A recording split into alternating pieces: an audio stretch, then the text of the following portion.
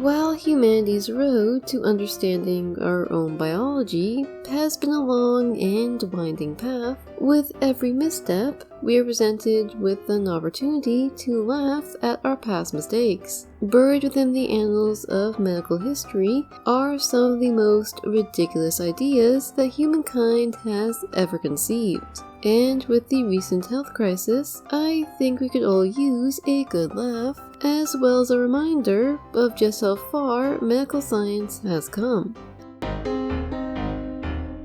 Throughout most of human history, the medical community has regarded the female reproductive system with a sense of wonder and mystery, and nothing illustrates this fact more clearly than the idea of the wandering womb. In ancient Greece, it was believed that the womb of a lonely woman, feeling neglected, would wander around the body in search of company.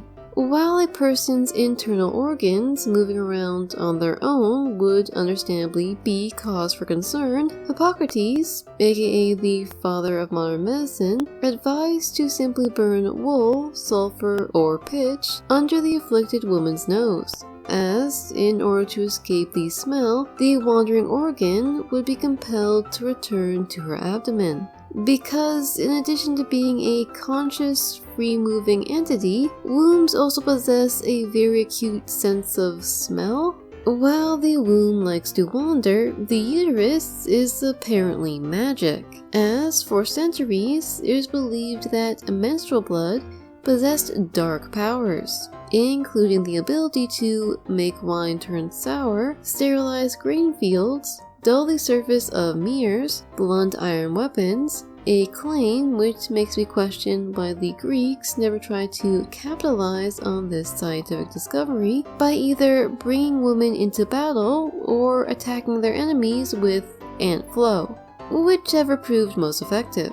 The Red Army could also kill hives of bees, force fruit to wither and fall from the trees, and turn dogs rabid, though it apparently wasn't all bad, as the Crimson Tide supposedly made an effective pesticide. All a woman had to do was undress and take a quick stroll around the afflicted field. So remember, a person's period is more than just a biological function. It's a dark, malevolent force that gives them the power to crush their enemies.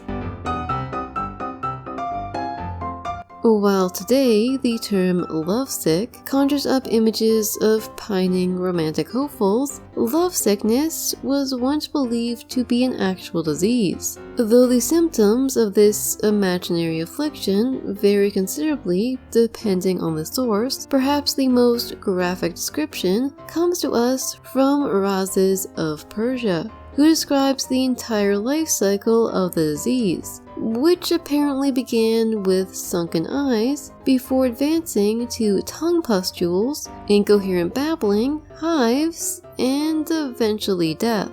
Well, that's certainly one reason to stay single. Methods for curing lovesickness have also varied over the centuries. Yes, belief in this disease actually lasted that long, though my favorite comes from the French physician Jacques Ferrand, who, in his book A Treatise on Lovesickness, suggested that the best method for curing the afflicted was by opening their hemorrhoids via bloodletting. Not really sure how he made the connection between love and hemorrhoids, though I guess this just goes to show that love really does hurt. Like you wouldn't have made the same joke. Credited as the first encyclopedia, for centuries, Pliny the Elder's Natural History served as the Western world's primary source of scientific misinformation. Though some of the best examples of scientific absurdity can be found in his books on medicine, with perhaps the best example being his claim that human teeth contain a sort of poison. Baring one's teeth in front of a mirror dulls its brightness, and it also kills fledgling pigeons. And because there is no conceivable way that I could improve on the unbridled hilarity of this comment, I'm just gonna move on to the next topic. Wait, is that why we never see baby pigeons?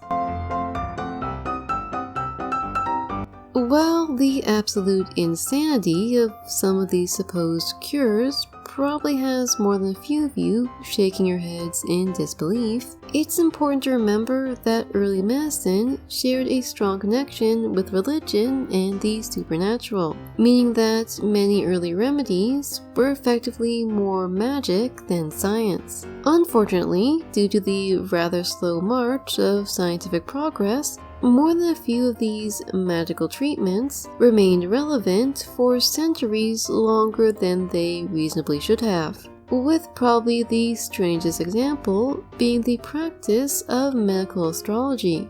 That's right, a person's horoscope was once used to help determine their medical diagnosis. Kinda makes you wonder how the human race survived this long, doesn't it? While astrology, i.e. the belief that the movements of celestial bodies have an effect on humans and the natural world, was first developed in Mesopotamia, astrological doctrine eventually found their way to Greece, where they left a lasting impact on the study of science and medicine.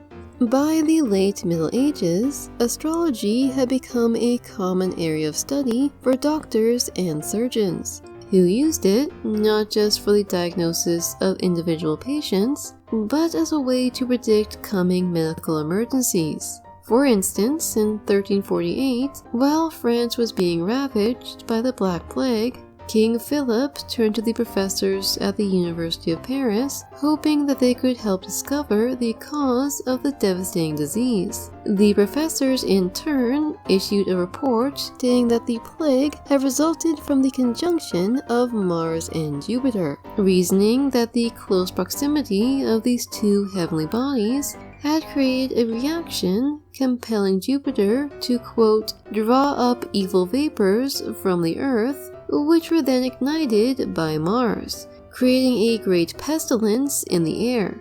A description which makes it sound like the planets were actively trying to kill the human race.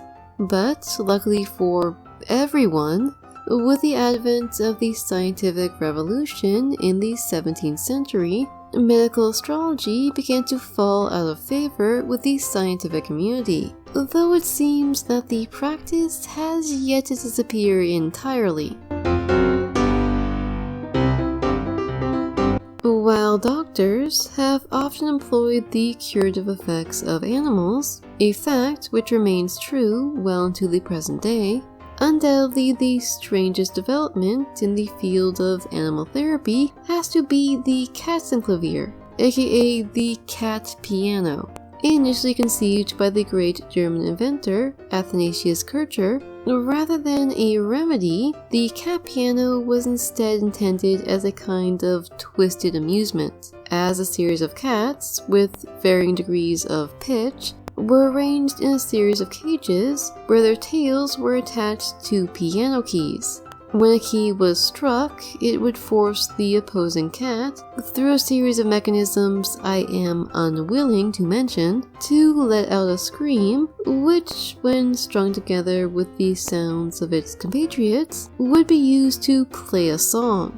Thankfully for the cats of the world, Kircher never actually built the Katzenclavier, though for some reason the idea refused to die. And in 1803, another German scientist, noted medical theorist Johann Christian Reil, suggested that the Katzenclavier could be beneficial for the treatment of mental illness, reasoning that the sound it created would be able to revive the senses of the afflicted. And while it seems that Reil's idea was never adopted by the medical community, I can't help but wonder exactly how the remedy would be prescribed. Doctor, help! My brother's been hallucinating and eating pocket lint. What should I do? Well, just administer 1 hour of screaming cats every day for a month and he'll be right as rain. Well, being that I am unlikely to find anything that can surpass the absurdity of the cat piano,